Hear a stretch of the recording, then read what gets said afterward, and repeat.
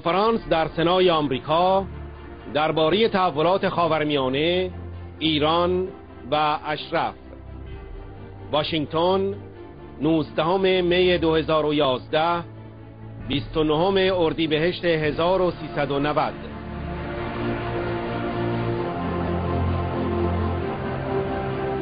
ارتشبد شلتون.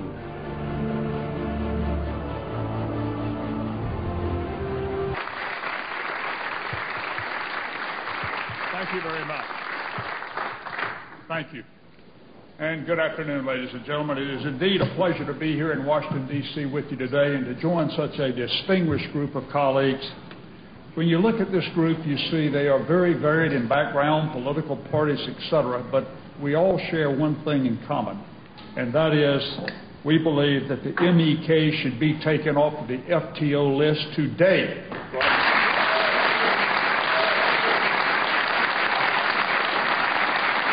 And that the people of the residents of Camp Ashraf deserve our protection.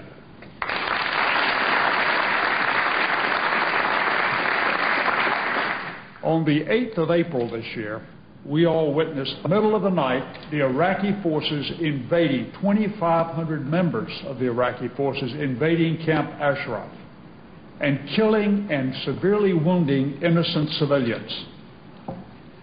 Maliki forces did not stop there. They went on to deny medical attention to those that were very seriously injured, actually placing restrictions on the type of medical care that they could receive. And then they went on to loot treasures of the people of Camp Ashraf, valued at somewhere in the neighborhood of $9 million.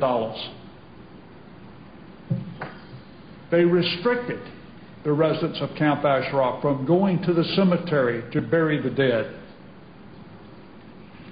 And they continue to bombard the residents of Camp Ashraf with those 280 loudspeakers shouting out obscenities at the men, women that live there. The people that suffered that day, the MEK residents that live there, unarmed, there because they were promised protection by the United States. And yet, as they were attacked, we failed to act. We failed to provide the protection that they deserved and that we had committed to. This morning, I called on Secretary Clinton and her fellow Secretary Gates over in Defense to acknowledge the commitment that we made, the promise that we made to the residents of Camp Ashraf. We can't hide behind a lame excuse of that area now belongs to the Iraqis any longer, and we can't allow the slaughter to continue. Because if we do this, you know, we may be a great nation, but in the eyes of the rest of the world, we're certainly not a great nation if we do not honor the commitment and the promises that we made.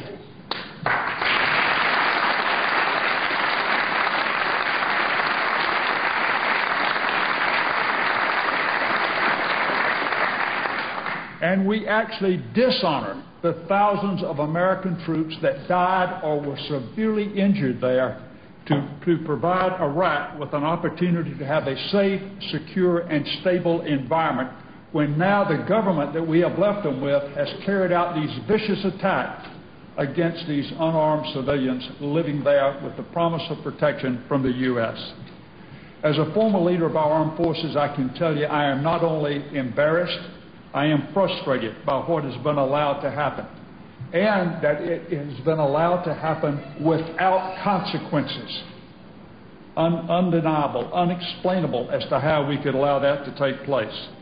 U.S. soldiers and Marines, and especially our great allies, the U.K. troops that died on Iraqi soil, did so in order to provide Iraq with the opportunity for democracy and for the rule of law. They did not die or suffer these devastating injuries in order to allow Maliki's forces to massacre and kill fellow Iraqis or to kill Iranian civilians living on Iraqi soil.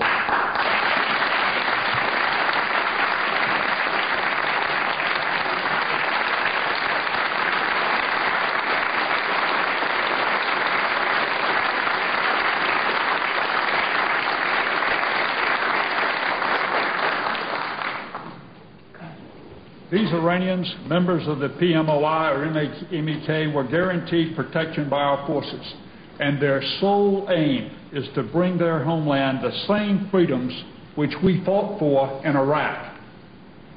Check President-elect Rajavi's 10 points, her platform, and it provides the same freedoms and privileges that we have in this nation, that the United Kingdom has in their nation, that most of the Western world has in their countries. Yet, our own State Department and our own United States Congress, in the way that they have acted, are parties to this inhumane treatment of PMOI members because of their lack of inaction. The State Department, because in spite of the numerous recommendations that it has received from very prominent Americans to take the MEK off the FTO list, continues to slow roll that issue. And therefore, by that inaction, they have actually hurt the cause of establishing a democratic regime in Iran by continuing to keep the PMOI, PMOI or the MEK on the list. And again, some very prominent Americans, including one of our panelists this morning, Ambassador Dale Daly, Lieutenant General, retired as well, who knows more about terrorism than anyone they've got in the State Department. And he recommended they come off a long time ago, and yet today they remain on. The EU and the United Kingdom took the PMOI, the MEK off the list years ago. What are we waiting for? We ought to do it today.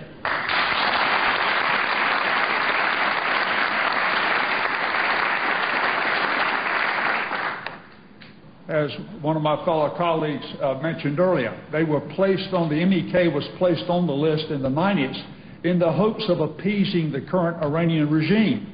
Today, there is no question about it, the Iranian regime is the largest exporter of terrorism in the world. From my perspective, the Iranian people could not have a worse government in charge than they have in the current Iranian regime.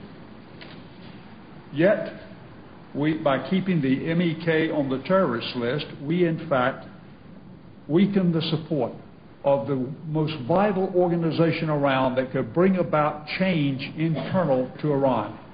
It is in fact a movement that would replace the current regime. By doing that, we failed to provide an opportunity for the Iranian people to live in a democratic environment, one that would be based on the 10 points brought about by President-elect Rajavi, and that hurts the Iranian people. By default, keeping them on the list, we are failing to provide support for the most active anti-terrorist group around.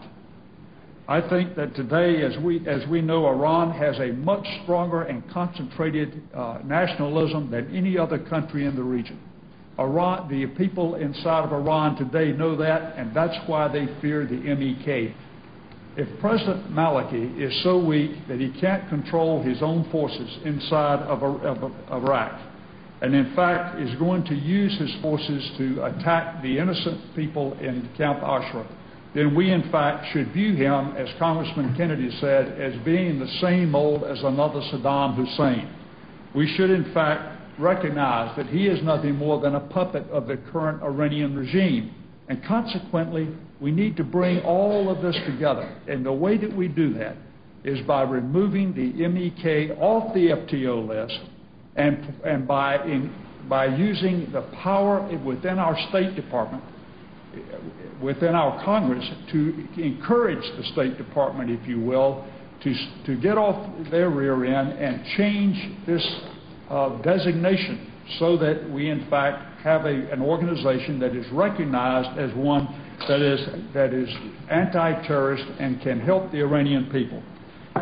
Again, I think when we look at the way Maliki is operating today, it places him in the category of thugs like Milosevic.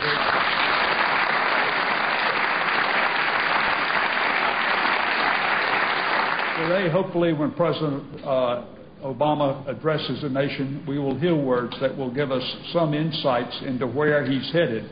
And hopefully it will be that he is starting to recognize that the worst nation in the region in terms of supporting terrorism is the current regime inside of Iran. I would also encourage President Clinton and I met Secretary Clinton and Secretary Gates to take up arms to stop the Iraqi attacks and the harassment of the people who are our greatest allies. And I hope that Secretary Clinton, and I think she's a great Secretary of State, but I hope that she will expedite delisting the MEK so that and by so doing we can provide the citizens of Iran with the greatest opportunity that they have of pursuing democracy, and that the MEK can thereby assist in bringing about change inside of Iran for the sake of the Iranian people. That's what it's all about. Thank you very much.